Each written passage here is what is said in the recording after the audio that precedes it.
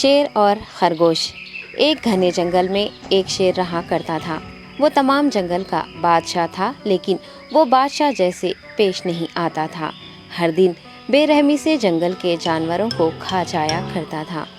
شیر کے خوف سے جنگل کے جانور چھپ جایا کرتے تھے اور خود اپنی بھوک و پیاس کو مار کر سخت مشکلات سے دوچار ہونے لگے تھے۔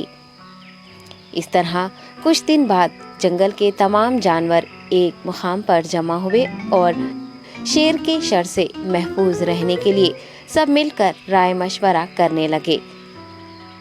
سب نے اپنی اپنی بات رکھی اور آخر میں ایک گیدڑ نے کہا، میرا خیال ہے کہ ہم روز شیر کے ہاتھوں مرنے کے بجائے ہم خود ایک بار شیر کے پاس چلے جائیں۔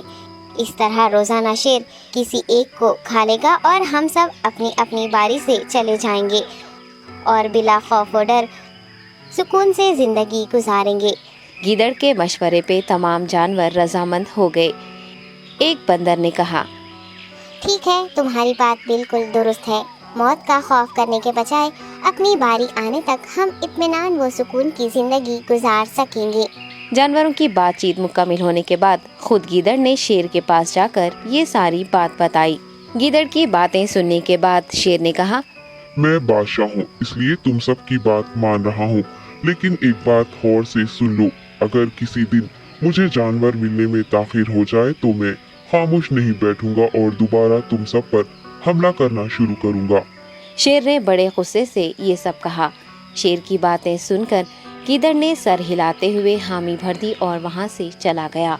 اس دن کے بعد ایک ایک جانور بلا ناغہ اپنی اپنی باری کے مطابق شیر کے پاس جانے لگے اور شیر سکون سے اپنے پاس آنے والے جانوروں کو مار کر اپنی بھوک مٹانے لگا۔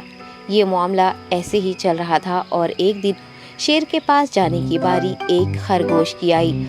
وہ خرگوش بہت ہی ہوشیار تھا۔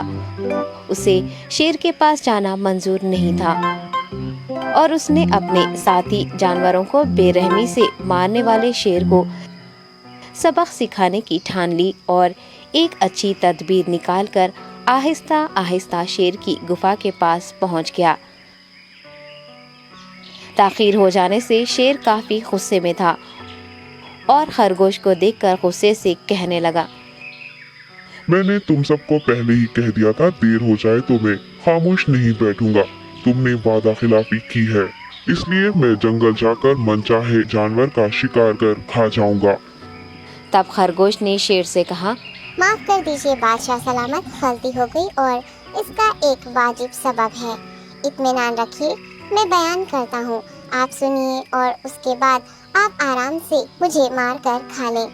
شیر نے پھر غصے سے کہا، وہ کیا بات ہے، جلدی بتاؤ۔ خرگوش نے کہا، بادشاہ سلامت، میں آپ کے پاس آ رہا تھا اور راستے میں مجھے ایک شیر مل گیا اور مجھے مارنے کے لیے آگے بڑھنے لگا۔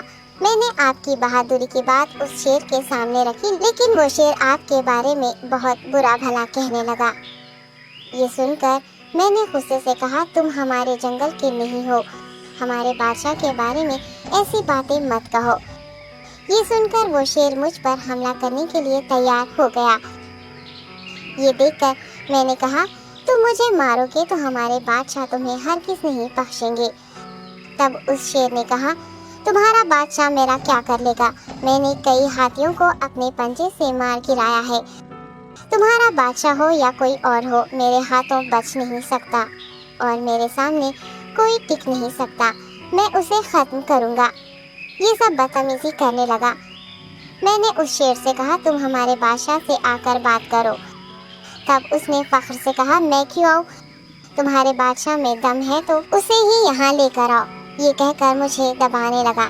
بادشاہ سلامت، اسی لیے آنے میں تاخیر ہو گئی۔ یہ سنتے ہی شیر غصے سے کہنے لگا، چلو ابھی چلتے ہیں، اسے ختم کر دوں گا۔ یہ سننے کے بعد خرگوش نے شیر کو جنگل کے درمیان موجود ایک کنویں کے پاس لے گیا۔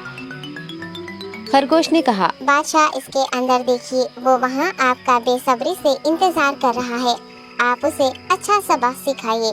شیر غصے سے فوراً کنویں میں جھانکنے لگا اور زور سے دہاڑنے لگا۔ تب دوسری جانب سے بھی دوسرا شیر دہاڑتا ہوا محسوس ہونے